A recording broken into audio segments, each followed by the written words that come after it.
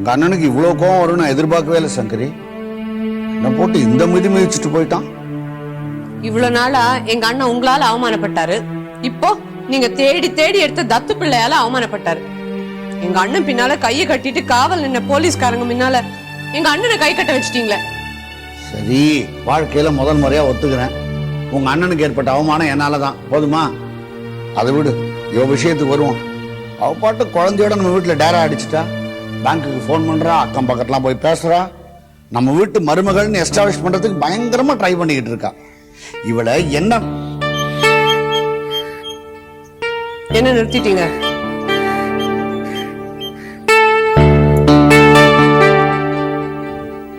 மாமா, உங்க பேரனுக்கு ஏன் பேரனா? என்ற உள்ளனா உங்களுக்கு பேரன் தானுங்க.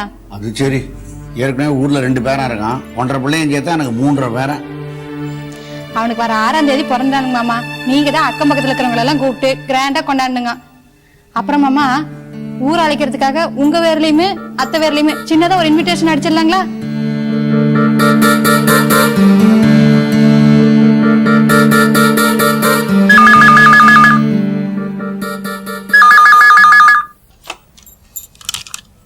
ஹலோ, யாருங்க? சிவகடாச்சம் மாமாங்களா? சௌக்கியமா இருக்கீங்களா? சிவகடாச்சம் மாமாவா? அட ஆமாங்க மாமா, எங்க ஊர்ல எல்லாம் வீட்டுக்குறோட அண்ணனை மாமான்னு தான் கூப்பிடுவோம். கொஞ்சம் கம்மன் இருங்க. அப்புறம் மாமா சொல்லுங்க. என்னங்க நானுங்களா? நான் உங்க தம்பி பொண்டாட்டி போவனாங்க. அட இல்லைங்க மாமா, அதாங்க சிவகரசன் இல்லைங்க உன் தம்பி, அவரோட சமைச்சாருங்க. அட என்னங்க மாமா, தத்த எடுத்த என்ன பெத்த எடுத்தான புள்ள புள்ளதானுங்க. சரிங்க மாமா, அதெல்லாம் விடுங்க. என்ற இங்கிலீஷ்கார ஓரகத்தையுமே என்ற உள்ள சிவ சிதம்பரத்தோட அண்ணன் எட்வர்ட் சிவனானும் சௌக்கியமா இருக்காங்களா? கேட்டேன்னு சொல்லுங்க. இந்தா கொடுக்குறேங்க. அத்தை தானுங்க. அப்புறம் மாமா, ஒண்ணு சொல்ல மறந்துட்டேங்க. உங்களுக்கு தலையில அடிப்படி இப்பதான் சரியா இருக்குன்னு கேள்விப்பட்டேங்க. அமெரிக்கா வேற குளிர் பிரதேசங்க. எப்பவோ சரித்திர பாடத்துல படிச்சதுங்க.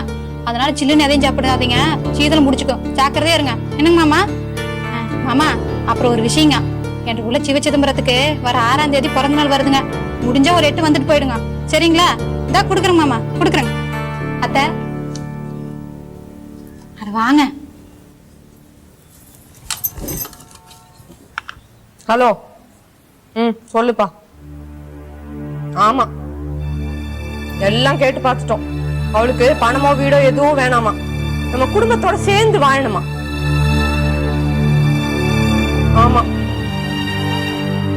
சரிப்பா, சரி.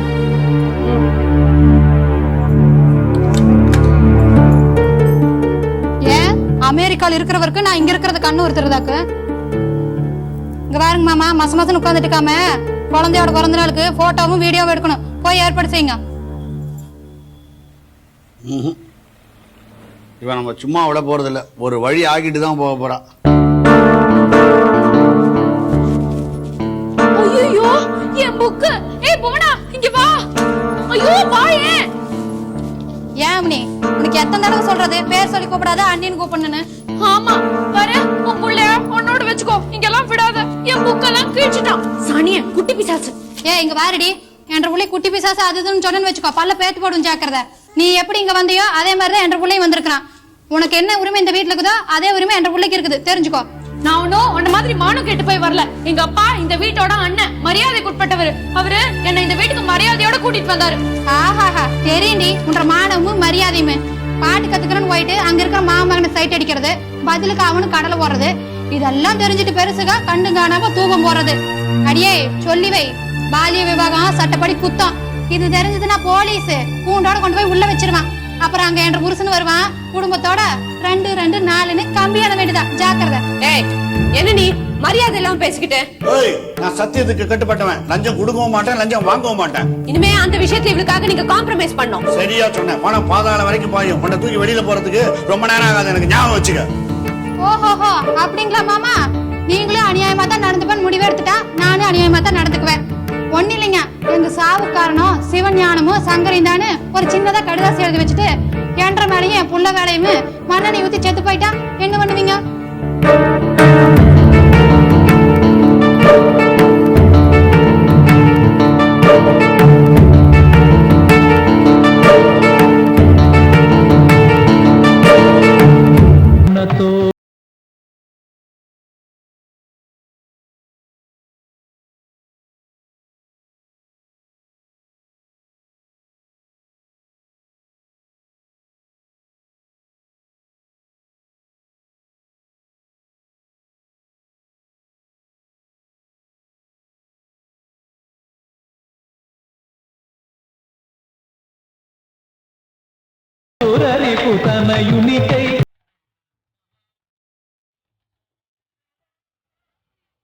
என்னப்பா நீங்க பாடின பாட்டை நீங்களே கேட்டு ரசிக்கிறீங்க? சூர்யா, என்னுடைய முதல் விமர்சகனும் நான் தான், முதல் ரசிகனும் நான் தான். பாடி சில பாடல்கள்லாம் அப்படியே என் வாழ்க்கையோட பின்னி பிணைஞ்ச விஷயங்கள் இருக்குப்பா. மறி மறி நின்னே பாட்டை பாடும்போதுதான் சிந்து ஆடியன்ஸ்ல இருந்து எழுந்து, ஏன் சார் உங்களுக்கு புரியுற மாதிரி தமிழ்ல பாட தெரியாதான்னு கேட்டா. தெரிஞ்சா நீ பாடேன்னு நான் சவால் விட்டேன். உடனே அவ பாடறியேன் படிப்பறியேன் பாட்டை பாடினா. நான் பாட்டை கேட்கிறேங்கிறத விட பழைய நினைவுகள்லாம் அசை போட்டுட்டு இருக்கேன். அப்புறம் பேசுவோம். தலைவா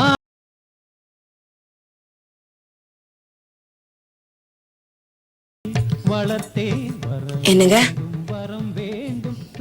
என்னங்க, நான் கோயில் போயிட்டு வரட்டுமா? என்னங்க, நீங்களும் வாங்களேன். இன்னைக்கு என்ன கிழமைன்னு ஞாபகம் இருக்கா? 3வது சனிக்கிழமை. நீங்க சிந்துவுக்காக அங்க பிரதட்சணம் பண்ணிக்கிட்டு இருந்த நாள். அவ தான் நல்லா இருக்காளே, அவ பேர்ல ஒரு அர்ச்சனை பண்ணிட்டு வரலான்னு இருக்கேன். நீங்களும் வாங்க. இல்ல பைரவி, நீ போயிட்டு வா. சரி. பாண்டியா, வண்டி எடுப்பா. பாண்டியன் இங்க இருக்கட்டும். சூர்யா, நீ அம்மாவை கூட்டிட்டு கோயிலுக்கு போயிட்டு வாடா. சரிப்பா.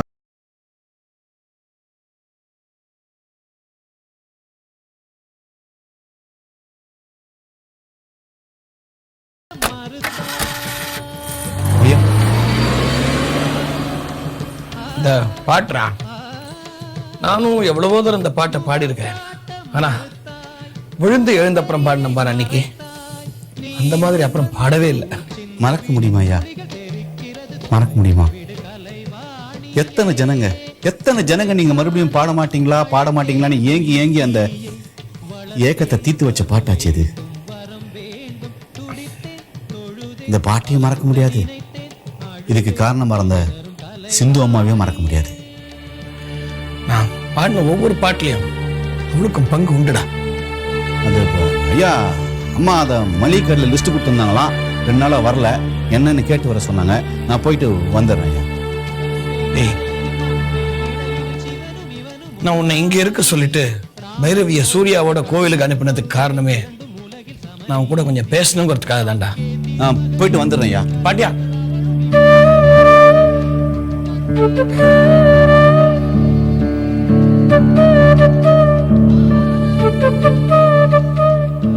சிந்து எப்படிடா இருக்கா? கொலம்போலது திரும்பி வந்தப்புறம் நீங்களும் இந்த கேள்வி ஒரு 1000 வாட்டி கேட்டிருப்பீங்க. நானும் 1000 வாட்டி பதில் சொல்லிட்டேன். மறுபடியும் சொல்றேன், கேளுங்க. நீங்க நினைக்கிற மாதிரி சிந்து இலங்கையில ஆசா பாசங்களோட வாழல. ஒரு ரிஷி பத்னி மாதிரி தான் வாழறாங்க. தான் உண்டு, தான் பாட்டு உண்டு, அனாதை குழந்தைகள் உண்டு தான் இருக்காங்க. ஒரு புரந்தரதாசரையோ ஒரு தியாகையரையோ எப்படி மனசுல வச்சு பூஜிப்பாங்களோ அந்த மாதிரிதான் உங்களையும் மனசுல வச்சு பூஜிக்கிறாங்க. அவங்க எல்லாம் முடிஞ்சு போச்சுங்கிற நிறைவோடு தான் வாழறாங்க. வேற எந்த ஞாபகத்தோடு வாழல. அவளை மாதிரி நான் நிறைவோட வாழலையப்பா, ஞாபகங்களோட தான் வாழ்ந்துட்டு இருக்கேன். சிந்து அவ வாழ்க்கையில என்ன செய்யணும்னு நினைச்சாலும் அதை செஞ்சுட்டு போயிட்டான். அதனால்தான் அவளுக்கு வாழ்க்கையில ஒரு நிறைவு கிடைச்சிருக்கு. எனக்கு முடியலையப்பா. அன்னைக்கு அவ போறேன்னு சொன்ன போது நான் மௌனமா இருந்துட்டேனே, அந்த குற்ற உணர்வு இன்னும். நீங்க மௌனமா இருந்ததால தான் அங்க சிந்து அம்மாவும் இங்க உங்க குடும்பமும் நிம்மதியா இருக்கீங்க ஐயா.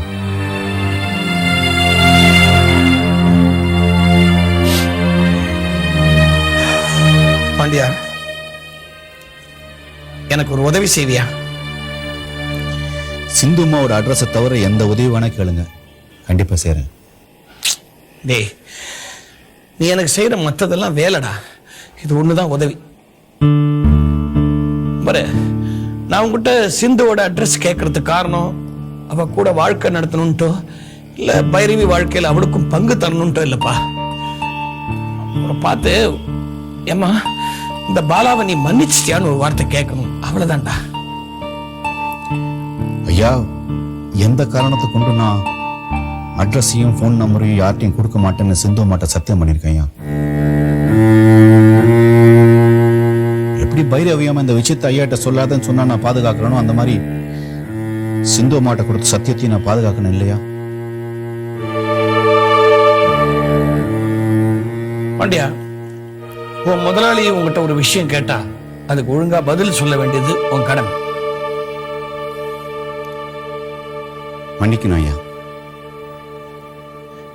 நான் இப்பவே என் வேலையை விட்டு போறேன்.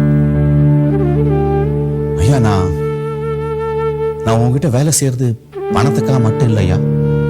உங்க பாட்டை கேட்டுக்கிட்டு ஒரு ரசிகனா உங்க பக்கத்துல இருக்கணுங்கிறதுக்காக தான். நான் செய்யறதுக்கு பேரு வேலை இல்லையா, பணிவிட.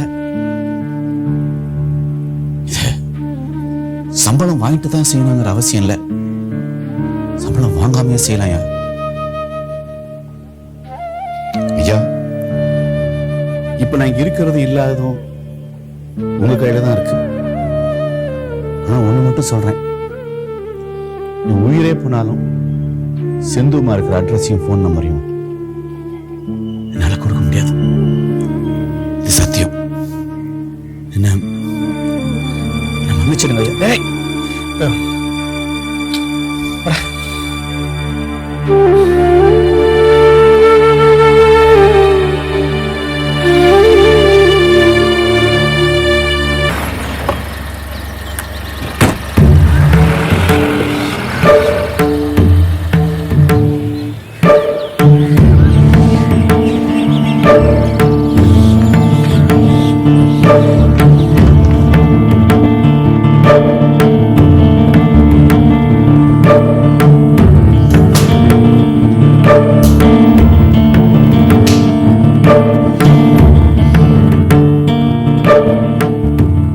என்ன கோவம்? எனக்கு ஒன்றும் கோவம் இல்லை.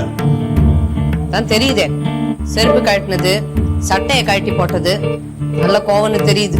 எல்லாம் உன் மருமக இருக்காள. என்ன ஏன் மருமக? நான் இன்னும் தேடி பிடிச்சு தத்து எடுத்து பொண்ணு பார்த்து கல்யாணம் பண்ணி வச்ச மாதிரி. சரி சரி, நம்ம சண்டையில அவளுக்கு மருமகன்ற அந்தஸ்து கொடுக்க வேண்டாம். அவன் இன்னைக்கு பேங்க்குக்கு வந்தா. எதுக்கு? நான் எஸ்பி அக்கவுண்ட் ஓபன் பண்ணமா. பண்ணிட்டு போட்டோம், நீங்க எதுக்கு கண்டுக்கிறீங்க? சொல்ல மாட்டேன். பேங்க்குக்காருக்கு இன்ட்ரோடியூசர் யாருன்னு கேட்டிருக்கான். அதுக்கு இப்ப புதுசா ப்ரமோஷன் ஆகி வந்திருக்காரு உங்க ரீஜனல் மேனேஜர் சிவஞானம், அவருடைய மருமக நானும் சொல்லியிருக்கா. அவன் பயந்து போய் நேரம் என் ரூமுக்கு வந்துட்டான். வாசல்ல வந்து பார்த்தா அவங்க உட்கார்ந்துருக்கா. அடிப்பாவி, என்ன பண்ணீங்க? வேற என்ன செய்ய முடியும்? ஏதாவது பேசினா நம்ம மானல்ல போயிடும். இன்ட்ரோடியூஸ் அப்படின்னு கையெழுத்து போட்டு கொடுத்துட்டேன். எங்க அவ? என்னத்த சொல்றது? எங்க போறா, எப்ப வரா ஒன்னும் தெரியல. இங்க இருந்து எஸ்டிடி போட்டு கோயம்புத்தூர்ல யாரையாட்டையோ பேசுறா, அட்ரஸ் எல்லாம் வேற குடுக்கறா. நம்ம எங்க போய் நிக்க போறோம்னு ஒன்னும் தெரியலங்க. உறவுன்னு யாரும் இல்லைன்னு சொன்னால போன் பண்றாளே, ஏதேதோ உறவு முறை சொல்லிக்கிட்டு. அவ இங்க வாழ வரல, எல்லாத்தையும் அள்ளிட்டு போக வந்திருக்கா. அள்ளிட்டு போக தான் வந்திருக்கேன்னு சொல்லட்டும். பீரோ லாக்கர் எல்லாத்தையும் திறந்து விட்டுருவோம், அள்ளிட்டு போகட்டும். அதுவும் சரிதான். கொஞ்சம் கொஞ்சமா எடுத்துட்டு போறதுக்கு பதில் எல்லாத்தையும் எடுத்துட்டு போட்டோம். காஃபி தரையா?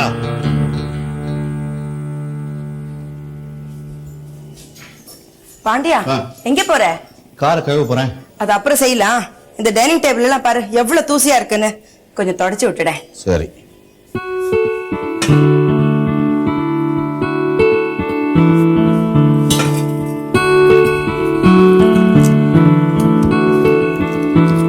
பாண்டியா, கோயிலுக்கு போகும்போது பாண்டியனை கூட்டிட்டு போகாத சூர்யாவை கூட்டிட்டு போன்னு சொன்னாரே, ஐயா ஏதாவது கேட்டாரா?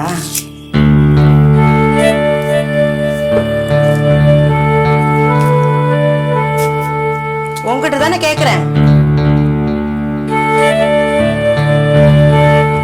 அது ஒண்ணு இல்லம்மா, நம்ம பாரதி கண்ணன் சார் இல்லையா, அவர் நினைவா ஏதோ ஒரு சங்கீத கச்சேரி ஏற்பாடு பண்ணிருக்காங்களாம். அதுல நம்ம ஐயா தான் பாட போறாராம். அது நீ அவர்கிட்ட வேலை செஞ்சவன், நான் வெறும் நண்பன் தான், அவரை பத்தி சொல்லுன்னு கேட்டு குறிப்பு எழுதிக்கிட்டாரு, அவ்வளவுதான். நான் சொல்றதெல்லாம் உண்மைமா. நீ சொன்னது நான் பொய்ன்னு சொல்லலையே. கட்டினதும் பெத்ததும் தான் என்ன அசடுன்னு நினைக்கிறாங்கன்னா என்கிட்ட சம்பளம் வாங்குறவன் என்ன அசடுன்னு நினைக்கிறான். இதை நான் எங்க போய் சொல்லுவேன்?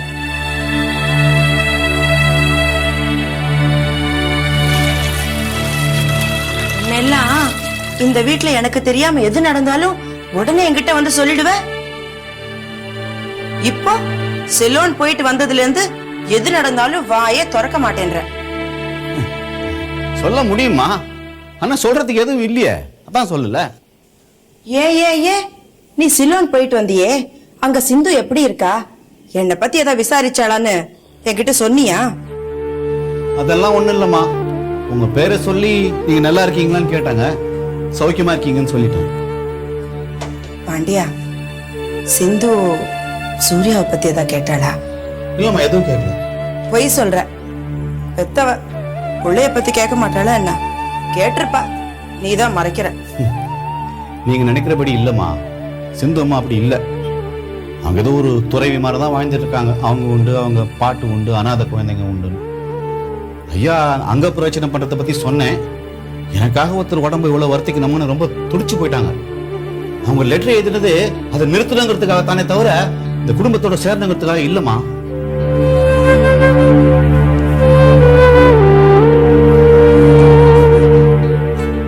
அப்போ எதுக்கு போன் பண்ணி பேசினாலாம்? ஐயா பாட மாட்டேன்னு சொன்னப்போ ஐயாவை பாட வைக்கிற சக்தி சிந்தம்மா கிட்ட தான் இருக்குன்னு எனக்கு தெரியும். அதான் ரகசியமா உங்களுக்கு ஃபோன் பண்ணி சொன்னேன். அவங்க ஐயா கிட்ட பேசினாங்க, அவ்வளவுதான். அப்போ சிந்து இங்க வந்தா சூர்யாவை திருப்பி கேட்க மாட்டாளா? வந்தாதானே, அவங்க இங்க வரவே மாட்டாங்க.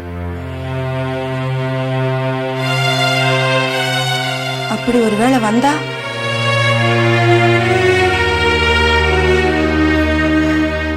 எதுக்கு இந்த பயம் சந்தேகம்? பாண்டியா, சிந்து நம்பர் கொடு, நான் போன் பண்ணி பேசிடுறேன். என்னம்மா நீங்க ஐயா கேட்ட போது நான் கொடுக்கல, நீங்க கேட்டா கொடுத்துருவா? அப்போ நான் இல்லாதப்போ ஐயா உங்ககிட்ட சிந்துவை பத்தி கேட்டிருக்காரு. பாண்டியா, சிந்துவுக்கு என் வாழ்க்கைய பங்கு போட்டு தர பெரிய மனசு எனக்கு இருந்தது. அவளுக்கும் தான் பெத்த குழந்தைய எனக்கு கொடுத்துட்டு போக பெரிய மனசு இருந்தது. ஆனா இப்போ என் புள்ளி என்கிட்ட திருப்பி கேட்டா கொடுக்கிற பெரிய மனசு எனக்கு இல்லடா. அம்மா ஒண்ணு புரிஞ்சுக்கணும், எந்த காரணத்தாலையும் இந்த வீட்டோட நிம்மதி போகிறதுக்கு நான் காரணமா இருக்க மாட்டேன். நிச்சயம். அம்மா, ஐயா கிட்ட சிந்து அம்மாவோட அட்ரஸையும் போன் நம்பரையும் கேட்ட உடனேங்க நான் போய் அதெல்லாம் கீச்சு போட்டோம்மா. ஞாபகம் வச்சுக்களவு எனக்கு புத்திசாலித்தனம் கிடையாது. சிந்து அம்மா கொலம்போல பார்த்தேன், அதை வந்து சொன்னேன், அவ்வளவுதான். அதோட என் வேலை முடிஞ்சு போச்சு. இனிமே என்னால இந்த குடும்பத்துல சிந்து அம்மாவோட தொடர்பு ஏற்படாது. இது சத்தியம்.